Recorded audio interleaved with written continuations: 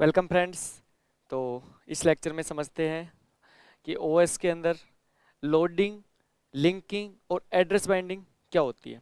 तो देखो, एक्चुअली में जो लोडिंग, लिंकिंग और जो एड्रेस बाइंडिंग है, वो आपका जो कंसेप्ट है वो बेस्ड है कि आपकी जो सेकेंडरी मेमोरी होती है उसके अंदर आपका प्रोग्राम मौजूद होता है, और आपका जो सीपीयू है वो प्रोग्राम हमेशा रैम के थ्रू एग्जीक्यूट करता है। तो एक्चुअल में हम सेकेंडरी मेमोरी के प्रोग्राम को रैम के थ्रू कैसे एग्जीक्यूट करवाते हैं, उसी के बेस्ड पर हमारा होता है लोडिंग, लिंकिंग और एड्रेस बाइंडिंग। तो देखो, सबसे पहले हम समझते हैं कि हमारा लोडिंग क्या होता है। तो देखो, लोडिंग हम कहते हैं कि प्रोग्राम को सेकेंडरी मेमोरी से प्राइमरी मेमोरी रैम के अंदर लेके आना क्या कहलाता है, लोडिंग कहलाता है। कि हमने क्या किया, जब हमारा जो प्रोग्राम था वो सेकेंडरी मेमोरी मौजूद था, उस सेकेंडरी मेमोरी के प्रोग्राम को, सेकेंडरी मेमोरी का जो प्रोग्राम था उस सेकेंडरी मेमोरी के प्रोग्राम को प्राइमरी मेमोरी में लेके आया, वही हमारा क्या कहलाता है, लोडिंग कहलाता है। ठीक है। अब देखो, यहाँ पे फर्स्ट कंसेप्ट आता है लोडिंग का। तो सेकेंडरी मेमोरी के प्रोग्राम को प्राइमरी मेमोरी लेके आना। ओके, नेक्स्ट देखते हैं कि एक्चुअल में लिंकिंग क्या होती है। अब देखो, जो हमारा प्रोग्राम होता है वो ये तो है नहीं कि जो प्रोग्राम है वो क्या होगा, एक ही मॉड्यूल पे डिपेंड होगा। जो प्रोग्राम होता है वो डिफरेंट डिफरेंट फंक्शन परफॉर्म कर सकता है। अब होता क्या है कि जो प्रोग्राम है, तो जनरली हम प्रोग्राम होता है उसमें क्या होते हैं, बहुत सारे मॉड्यूल्स मौजूद होते हैं, या फिर मैं कह सकता हूँ एक जो प्रोग्राम होता है उसमें बहुत सारे फंक्शन मौजूद होते हैं। अब उन सभी फंक्शंस के बीच में लिंक को एस्टेब्लिश करना हमारा क्या कहता है, लिंकिंग कहलाता है। तो देखो, लिंकिंग का कंसेप्ट होता है एस्टेब्लिश द लिंक, लिंक को एस्टेब्लिश करना, establish the link between all the module और all the function of the program. देखो, सभी फंक्शंस के बीच में और सभी मॉड्यूल्स के बीच में लिंक एस्टेब्लिश करना in order to continue the program execution. मतलब प्रोग्राम को एग्जीक्यूट करने के लिए हमें जिस ऑर्डर में जिस फंक्शन को रिक्वायरमेंट होगी उन सभी फंक्शंस के बीच में लिंक को एस्टेब्लिश करना लिंकिंग कहलाता है। अब देखो, जर्नल एक प्रोग्राम की हेल्प से समझते हैं कि एक्चुअली लिंकिंग क्या होती है। तो सपोज करो हमारा एक मेन प्रोग्राम है, यहाँ पे हमारा क्या है, एक मेन प्रोग्राम है। अब यहाँ पे जो मेन प्रोग्राम है उस पे क्या है कि एक किसी फंक्शन को कॉल कर रखा है। तो देखो, ये जो फंक्शन को कॉल कर रखा है, इस फंक्शंस के बीच में जब भी हम इस प्रोग्राम को एग्जीक्यूट करेंगे तो हमें इस पर्टिकुलर फंक्शन की नीड होगी। अब इस फंक्शंस के बीच में जो लिंक जो एस्टेब्लिश होता है उसी कंसेप्ट को हम कहते हैं लिंकिंग। ठीक है। अब देखो, यहाँ पे जो लोडिंग और लिंकिंग होती है उसका कंसेप्ट आपका बेसिकली क्या होता है, टू टाइप से, टू कैटेगरी में डिवाइड होता है। तो आगे हम समझते हैं कि यहाँ पे देखो, जो हमारी लोडिंग होती है और जो हमारी लिंकिंग होती है वो हमारी बेसिकली क्या होती है, दो टाइप की होती है। तो दो टाइप मतलब होता है, एक तो स्टैटिक लोडिंग, स्टैटिक लोडिंग या लिंकिंग, और दूसरा हमारा क्या होता है, डायनेमिक लोडिंग या लिंकिंग। अब देखो, सबसे पहले समझते हैं कि स्टैटिक लोडिंग का मतलब क्या होता है। देखो, स्टैटिक लोडिंग का मतलब ये होता है कि हम क्या करेंगे, जो भी हमारा प्रोग्राम है, ठीक है, जो भी हमारे यहाँ पे प्रोग्राम है, या फिर मैं कह सकता हूँ कि यहाँ पे जो हमारा प्रोग्राम है, जो भी हमारा डेटा है, उसको हम क्या करेंगे, उसको एग्जीक्यूट करने से पहले, प्रोग्राम को एग्जीक्यूट करने से पहले हमारे सारे के सारे कंप्लीट प्रोग्राम को मैं प्राइमरी मेमोरी रैम में लेके आऊँगा, उसे कहते हैं स्टैटिक लिंकिंग, या फिर मैं कह सकता हूँ स्टैटिक लोडिंग। तो यहाँ पे क्या होगा, सपोज करो कि आपका जो प्रोग्राम है उसकी साइज क्या है, 2 GB की साइज है, और आपकी रैम की साइज कितनी है, 2 GB, या फिर कह सकता हूँ 4 GB रैम की साइज है। तो यहाँ पे जो स्टैटिक जो लिंकिंग या लोडिंग होती है उसके थ्रू हम प्रोग्राम को एग्जीक्यूट करेंगे, तो हमें 2 GB के कंप्लीट प्रोग्राम को पहले रैम में हमें क्या करना पड़ेगा, लोड करना पड़ेगा, उसके बाद हम उसे एग्जीक्यूट कर सकते हैं। अब यहाँ पे एक कंसेप्ट समझो कि क्या हम 2 GB के प्रोग्राम को जब हम एग्जीक्यूट करते हैं तो क्या हमारे सारे के सारे जो फंक्शन होते हैं प्रोग्राम के या मॉड्यूल होते हैं, क्या वो सारे के सारे हमें एक साथ रिक्वायरमेंट होते हैं क्या? नहीं, ऐसा नहीं होता है। एक्चुअल में होता क्या है कि जो प्रोग्राम होता है उसमें क्या होता है कि जब हम एग्जीक्यूट करते हैं तो एग्जीक्यूट करने के दौरान हमें प्रोग्राम के कुछ पोर्शन की नीड होती है। उसके बाद जब आगे के प्रोग्राम को एग्जीक्यूट करते हैं तो हम उस प्रोग्राम को सेकेंडरी मेमोरी से बाद मिला सकते हैं। लेकिन स्टैटिक में क्या करते हैं कि कंप्लीट प्रोग्राम को एक साथ हम किस में लेके आते हैं, रैम में लेके आते हैं। तो देखो, अगर इसके एडवांटेज की बात करें तो इसका एडवांटेज तो ये होगा कि अगर कंप्लीट प्रोग्राम एक साथ आपको रैम में लेके आ चुके हो तो आपका एग्जीक्यूशन काफ़ी फास्ट हो जाएगा। क्यों? क्योंकि आपके सारा का सारा प्रोग्राम रैम में मौजूद है, और जब भी आपके सीपीयू को प्रोग्राम में किसी भी फंक्शन या मॉड्यूल की रिक्वायरमेंट होगी तो उसको रैम से एक्सेस कर लेगा, क्योंकि वो रैम में मौजूद है, तो उसे सेकेंडरी मेमोरी से एक्सेस करने की रिक्वायरमेंट नहीं होगी। लेकिन यहाँ पे जो मेजर जो इसका ड्रॉबैक होता है वो ड्रॉबैक ये होता है कि इनएफिशिएंट मेमोरी यूटिलाइजेशन, मेमोरी का यूटिलाइजेशन क्या हो जाता है, इनएफिशिएंट हो जाता है। क्यों? क्योंकि आप खुद सोचो कि आप कंप्लीट प्रोग्राम को एक साथ रैम में लेके आ रहे हो, जबकि हमें नीड नहीं है, हमें पूरे प्रोग्राम की नीड भी नहीं है, उसके बावजूद भी हम पूरा का पूरा प्रोग्राम रैम में लेके आ रहे हैं, तो यहाँ पे क्या होगा, मेमोरी यूटिलाइजेशन क्या होगा, इनएफिशिएंट होगा। तो देखो स्टैटिक लिंकिंग का मतलब है कि अगर सपोज करो हमने स्टैटिकली लोड किया है सारे प्रोग्राम को, तो उसके साथ में स्टैटिक लिंकिंग करना पड़ेगा, मतलब उसके जो मॉड्यूल्स है उसे भी क्या करना पड़ेगा, हमें पहले रैम में लेके आना पड़ेगा।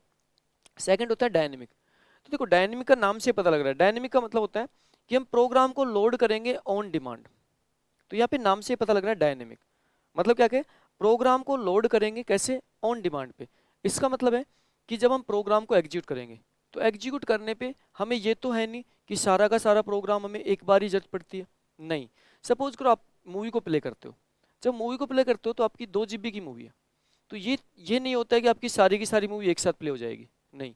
आप क्या होते हैं, movie part by part play होती है। तो आप मूवी को प्ले करने के लिए आप 2 GB की पूरी मूवी को आप रैम में ना लाके उसका कुछ एक पोर्शन हम रैम में लेके आ जाते हैं, और उसके बाद जब पोर्शन जब एग्जीक्यूट हो चुका होगा, तो उसे हम वापस से हार्ड डिस्क में वापस ट्रांसफर कर देते हैं, और नेक्स्ट आगे का जो पोर्शन उसे किस में लेके आते हैं, रैम में लेके आते हैं। इसी कंसेप्ट को हम कहते हैं डायनेमिक। तो यहाँ पे क्या होता है, हम प्रोग्राम को ऑन डिमांड रैम में लेके आते हैं जब हमें उसकी नीड होती है। तो यहाँ पे क्या करते हैं, देखो loading the programme into memory on demand, मतलब व्हेन नीड, जब उसकी नीड होती है तब हम उसको कहाँ पे लोड करते हैं, मेमोरी में, या मैं कह सकता हूँ किसमें, रैम में लोड करते हैं।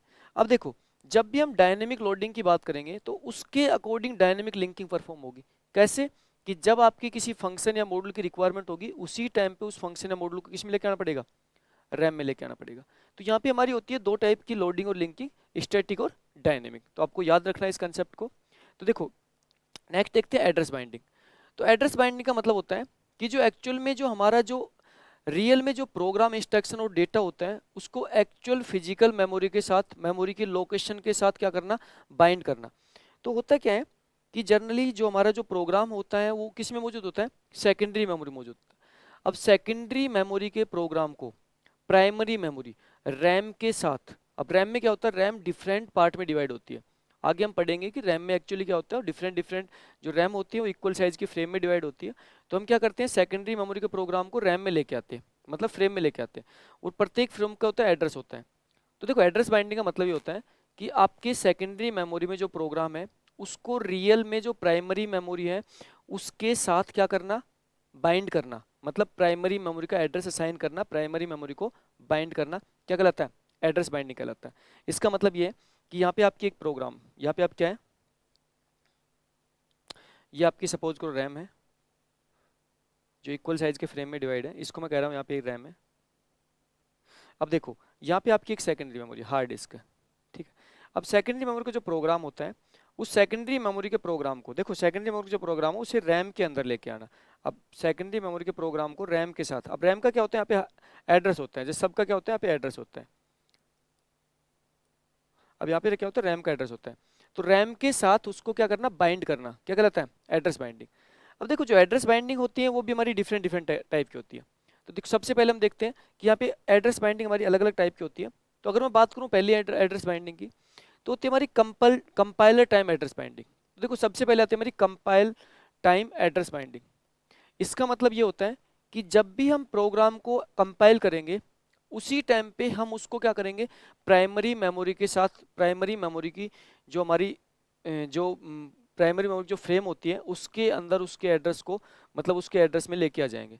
अब सबसे देखो कंपाइल टाइम एड्रेस बाइंडिंग का सबसे बड़ा जो ड्रॉबैक है, वो ड्रॉबैक ये होता है कि जब भी प्रोग्राम को कंपाइल करोगे तो होगा क्या, कि कंपाइलर के द्वारा, देखो ये जो बाइंडिंग की जाती है ये परफॉर्म किसके द्वारा की जाती है, अगर इसको एक ये इंपॉर्टेंट पॉइंट इसको जरूर आप याद रखोगे, ये किसके द्वारा, कंपाइलर के द्वारा, ये कंपाइलर के द्वारा परफॉर्म की जाती है एड्रेस बाइंडिंग। इसमें क्या होगा कि आपका जब प्रोग्राम जब कंपाइल होगा तो मेमोरी मैनेजमेंट जो यूनिट होती है उसको इंटरप्ट करते हुए आपके प्रोग्राम के जो इंस्ट्रक्शन और डेटा होता है उसको प्राइमरी मेमोरी में लोड किया जाएगा। तो इसमें सबसे बड़ा ड्रॉबैक ये होता है कि मेमोरी मैनेजमेंट जो यूनिट होती है वो क्या होगी, बीच में इंटरप्ट होगी, अगर वो किसी दूसरे प्रोग्राम को एग्जीक्यूट कर रही है तो बीच में इंटरप्ट होके वो क्या करेगी, पहले इस जो ये जो अब जो प्रोग्राम जो कंपाइल हो रहा है उसके डेटा को क्या करेगी, पहले लेके आएगी।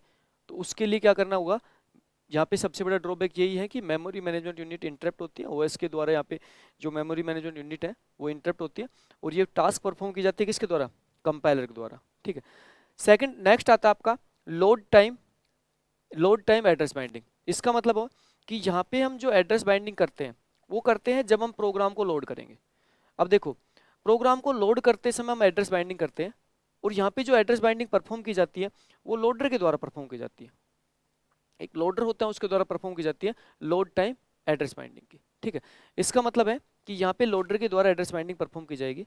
और नेक्स्ट आती है हमारी एग्जीक्यूशन टाइम एड्रेस बाइंडिंग।